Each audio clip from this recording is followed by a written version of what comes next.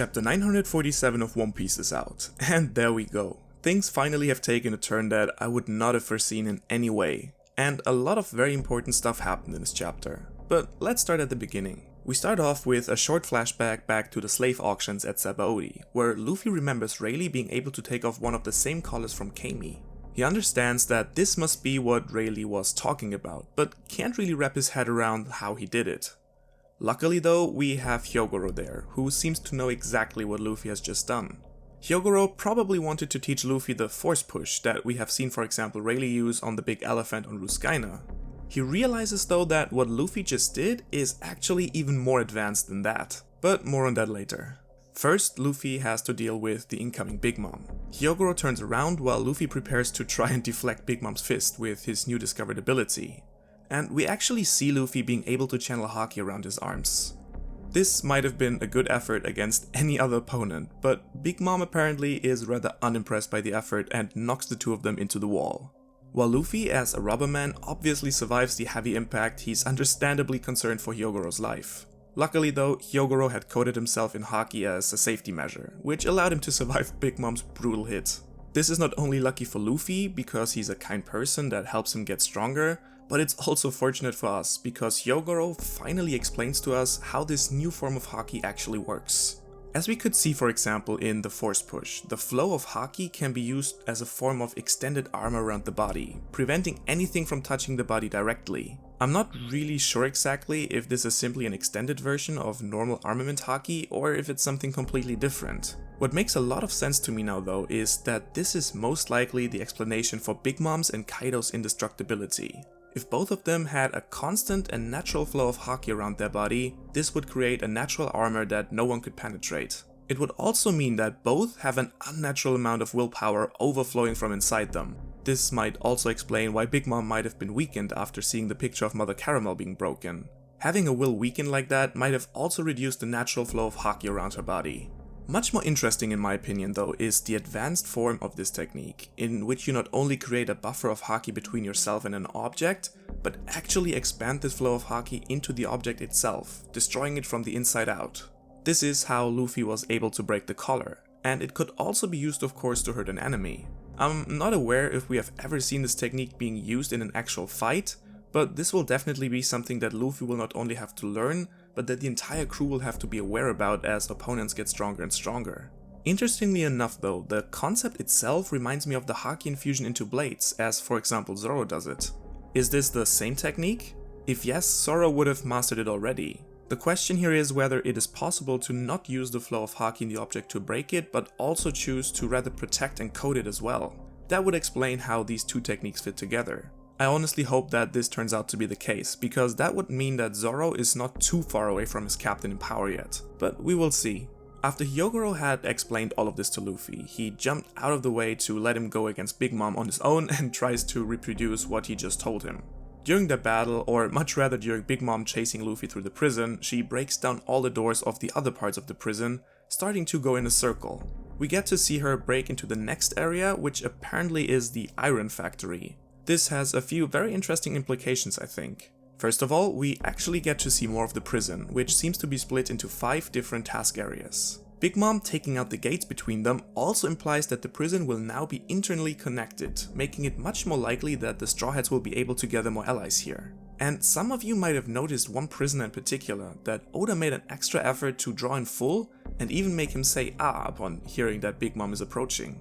Now, either this is someone that we have met before and I'm simply too thick to remember, or it's someone important that we will meet again later in the story. This could be one of the daimyos, Denjiro, or even an enemy. If you have realized who this is and are saying, "Ohara, oh my god, how did you not see that it's him?" please just let me know in the comments below. While Big Mom is rampaging her way through the prison chasing Luffy, Queen, who we have already seen regaining consciousness last chapter, finally gets back up. He seems to be smarter than expected and actually comes up with a plan to take her out. He anticipates her going a full circle in the prison and sets up a trap for her once she returns. As expected, Big Mom actually appears back where she started her chase, and we get a glimpse of Luffy, who actually seems to have been fighting her instead of only focusing on running away. Anyway, Big Mom arrives back at the plaza and sees another pot of Shiruko in front of her. Obviously, not being able to resist, she opens it. And then Queen simply jumps off the cliff and headbutts her right in the face in his dinosaur form. Now, to be honest, I didn't think that Queen was stupid, but this plan shows us two things. First, he came up with a seriously creative plan to take out Big Mom.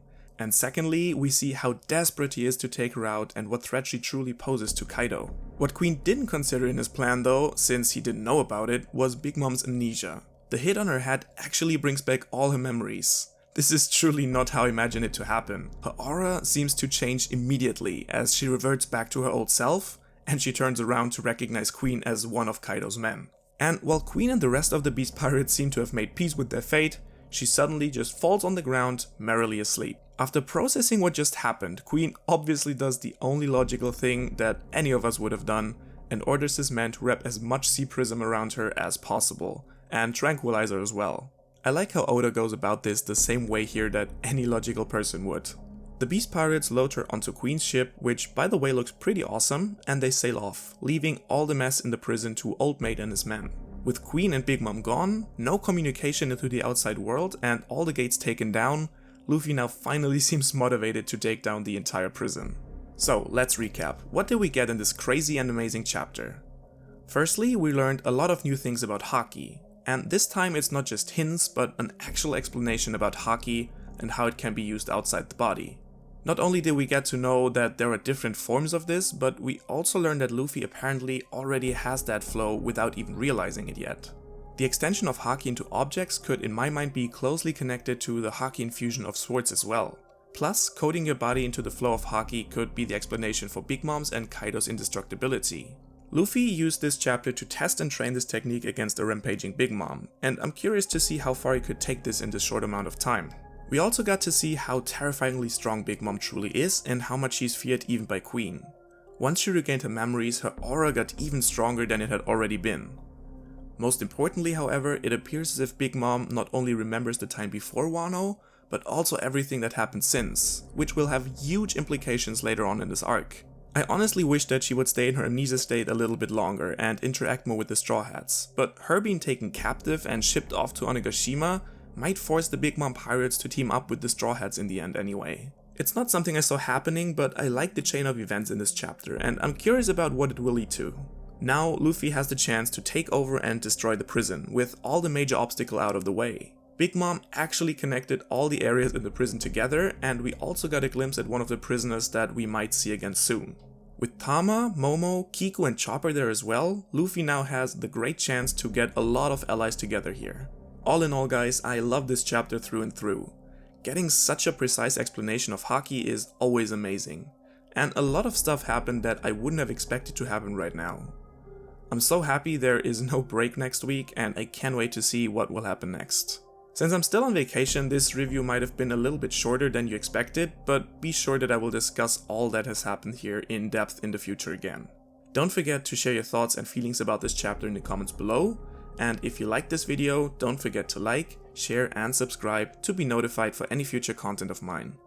Or dislike, don't share and unsubscribe. It's a free world, people. I hope to see you around next time, and until then, have a great week.